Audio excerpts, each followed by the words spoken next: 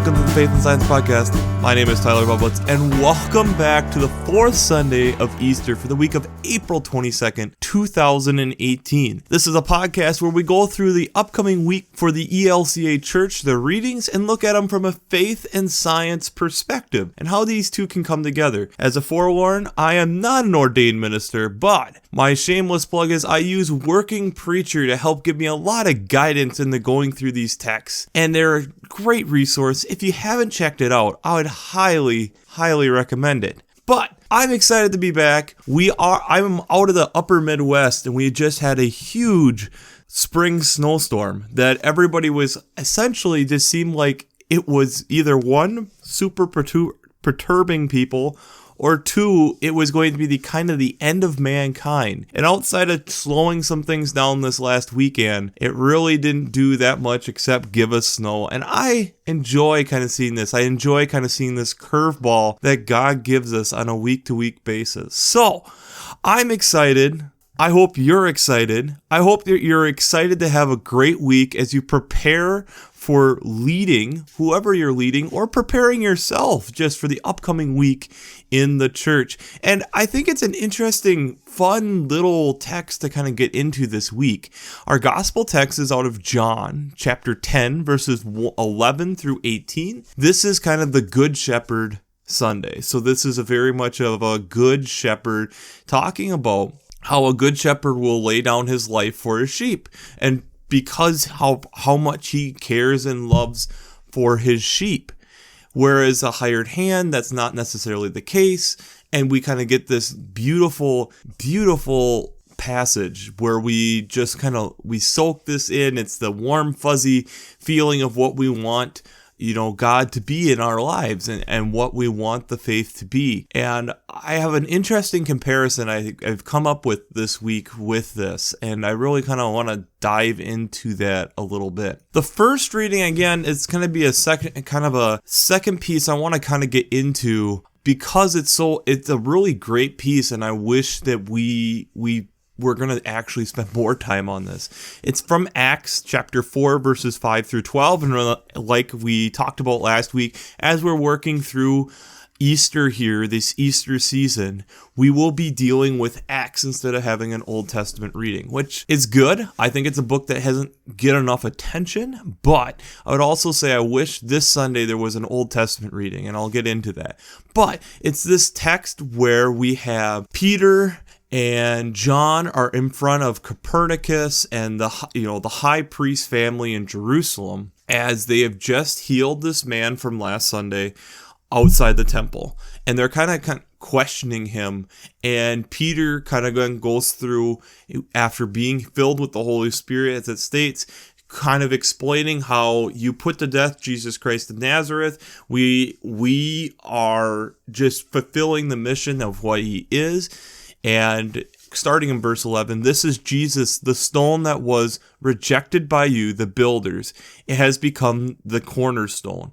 There is salvation in no one else, for there is no other name under heaven given among the mortals by which we must be saved. And actually, I wish this reading was the whole chapter 4. And we'll talk about it a little bit more, but it's this really cool, powerful reading. Very spirit-filled, if you want to put it that way, to empower us, the reader, to go out and share the message. And I think it's a verse that I think we'll be seeing a lot of sermons built around this last week. The psalm is Psalm 23, the very familiar, "The Lord is my shepherd, I shall not want." It's a psalm that we probably have heard hundreds and hundreds of times, and it's a realistic metaphor of the life of a Christian, I feel. And it's also, if you're looking at it from a science perspective, it's exactly kind of how a sheep would feel. It's very well written. Very, very well written. The second reading is out of 1 John, chapter 3, verses 16 through 24. And again, it's this whole idea of talking about how the love of Christ is so important, and how we must follow and obey the love of Christ. Beloved, if our hearts do not condemn us, we have boldness before Christ, and we receive from him whatever we ask, because we obey his commandments and do what pleases him. Verses 21 through and 22. It's this boldness that we keep kind of getting to, and that's where I feel a lot of sermons are probably going to go around that route. Now, I want to get into that a little bit, but what I first want to get into is actually with this gospel text, because we get this beautiful metaphor of a sheep and a shepherd, and we can easily, I think, relate to that kind of as an adult and child, or, as we go through these. But I think there's also a tie here that John is making, in my opinion, to Genesis that I don't think gets brought in enough. For me, one of the biggest things, I feel that there's so much that we can get out of those first two chapters in Genesis 1 and Genesis 2. Sucker for me being an environmentalist, but I think there's a lot there that doesn't get covered as well. And I know it's something we've kind of brought up before, but I want to do a little bit of a deeper dive into that. And if you look into the Genesis 2 story, we have a couple things that kind of come out. Once we have kind of the whole creation kind of start to be, and in this creation story, man's kind of there, and God determines that he needs a helper, needs a partner. So he brings all these animals to him and he names them, and then finds that he hasn't found one good enough. So then he makes one out of the rib of Adam. But I think that the context in which we miss here is the naming.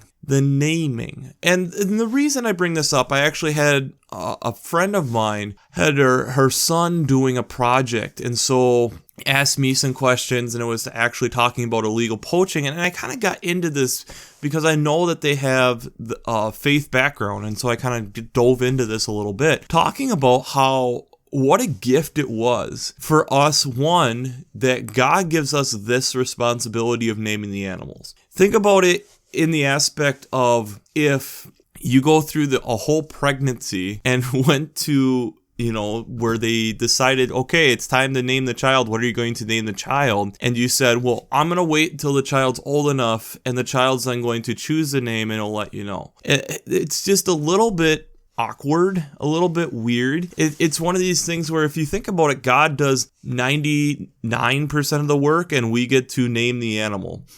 It's not what we see out in nature. We don't see this even in science. When you create, when you discover something, you get to name it. It's not like the community gets to name it, with few exceptions. So I think it's one of these very unique things, and it's one of the things I kind of have pondered and done a lot of thought about, and I think there's a distinct reason why that happens, and it's for us to have this connection with God's creation, to have this connection to what God has done for us so that we might connect with Him. And I think when we look back with that lens on John's text here, I think it's showing the contrast of what God was striving for. We have this I am the Good Shepard, where he's willing to lay down his life for his sheep because of the love that he has for us, and ties in so beautifully into Psalm 23, that he leads us beside still waters, and that he calms us like a good shepherd would. But I would say in the same breath that in Genesis 2, when God is having us name the animals, isn't that part of this? Isn't this then, this is Jesus walking out what we should be doing.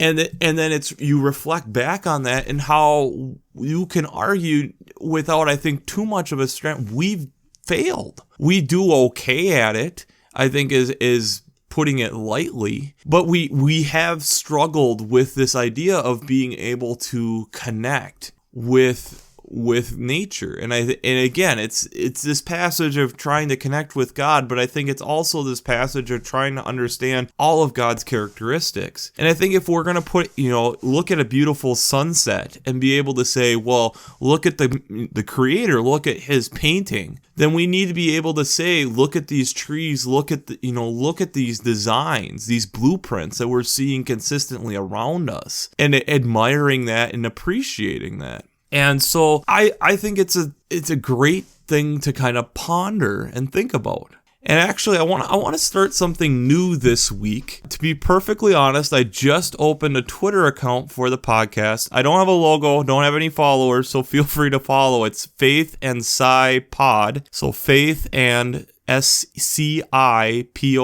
and it'll come up as the Faith and Science Podcast.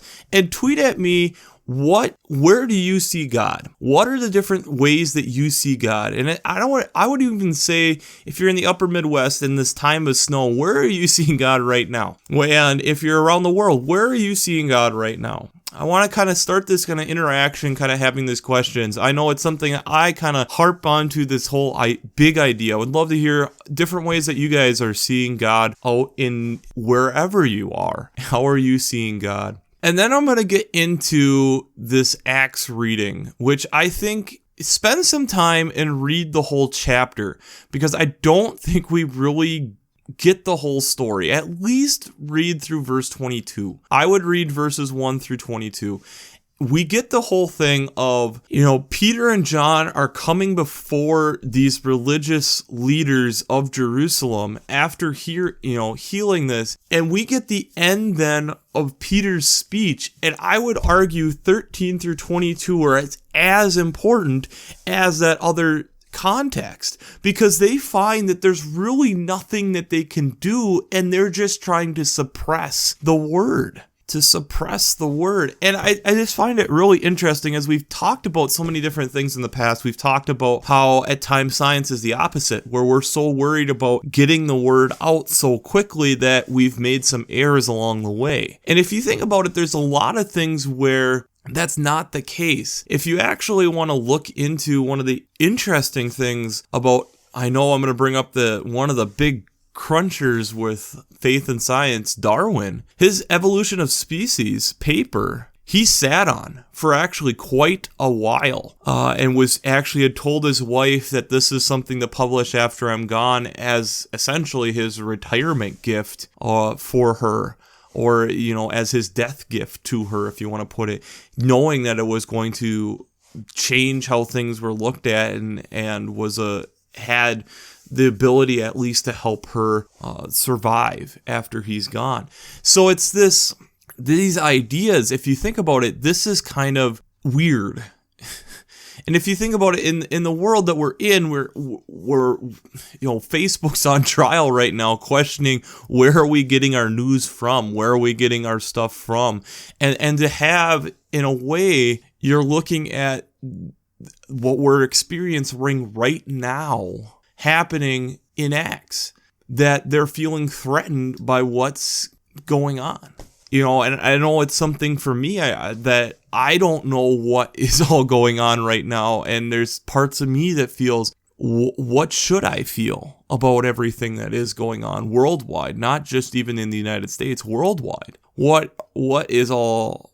How should we feel? And it's one of these things that I think I can take comfort in, of one, knowing I have this Lord and Savior who is here with me. But I think two, when we look through history and look at these people of faith and what different things were going on in their lifetimes and how they were probably feeling the same way. And so I think that's encouraging to go through. So I would encourage at least spending some time looking at this and feeling this out. I know it's one of the things where it's kind of backwards to how we see a lot of things in the world, but I think in a way it's also the same way we see things in the world. I was hard to find like a science context that really comes in, because science is wanting to just share and share and share and share and share. And if you want to say it, that's what Peter and John are doing. And at times, if science it's one of the complexes that you'll find throughout. If science is good, it's all right, let's share it, let's talk about it. But the moment we say something that's perceived possibly as a negative context, like climate change, it's one of the things where we'll suppress,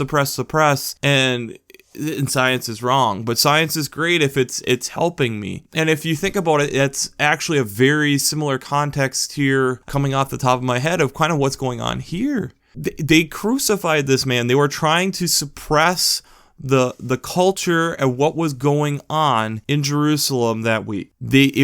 Political tensions were already high. I'd reference back to watching that PBS clip I linked a couple weeks ago. It was the second Sunday. I linked it in that one because it was a week after Easter. and it talks about, they used a Jewish scholar of the time talking about how political tensions were high. And one of the arguments that they brought up with Judas was Judas trying to turn him in so that they could just kind of like put him in like a holding cell or something, just to temper down what was going on so that nothing bigger happened. And that's part of what the crucifixion of Christ was from the Roman perspective.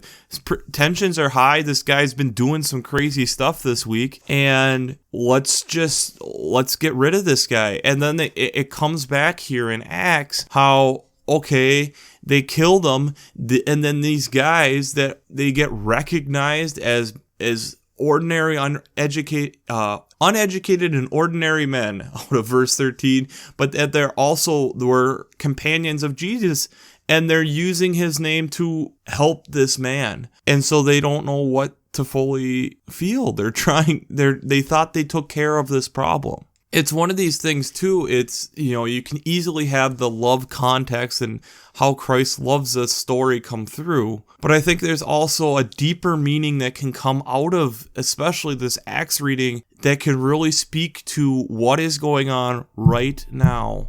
And I would really recommend, if you are leading something this week, to really consider adding in those additional verses. I think there's a lot of voice that comes through in those verses that's encouraging to see the early church of 5,000 believers going through the exact same stuff that the church and the world are going through right now. So, again, I would love to hear what your thoughts are on where are you seeing God. Let's just say this week. You can tweet at me, you can shoot me an email, and we'll see if I get some good responses. I can try bringing those up in next week's podcast. I'm excited about this new little feature to kind of get some interaction with you guys and gals. And what are your thoughts? What are your concerns? What are different things that are going through your head as you listen to this 26-year-old guy ramble about faith and science? But again, I'm glad to have you here. I'm glad that you tuned in. I'm glad you listened this far. And we'll wrap it up as we always do. I pray God blesses you through your faith and amazes you through science.